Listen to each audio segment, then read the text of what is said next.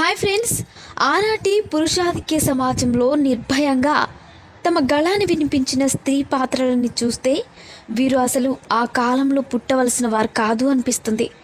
ఈ పాత్రలు మనకి నిర్భయంగా భావాన్ని వ్యక్తం చేయడాన్ని, ధైర్యం, విశ్వాసాన్ని, అంకిత భావాన్ని నేర్పుతాయి. మహాభారతంలో అత్యంత అందమైన, అద్భుత మేధస్సు, సౌందర్యం కలగలిసిన 10 మంది స్త్రీ పాత్రల గురించి ఇప్పుడు మనం తెలుసుకుందాం. 1. ద్రౌపది. మహాభారతంలో 10 అందమైన స్త్రీలలో ద్రౌపది లేదా పాంచాలి తప్పక ఉండి తీరుతుంది. పాంచాల దేశపు మహారాజైన ద్రుపదుని కుమార్తె ఈమె. మహాభారతం 2వ సగంలో ఆమె పోషించిన పాత్ర శ్లాఘనీయం.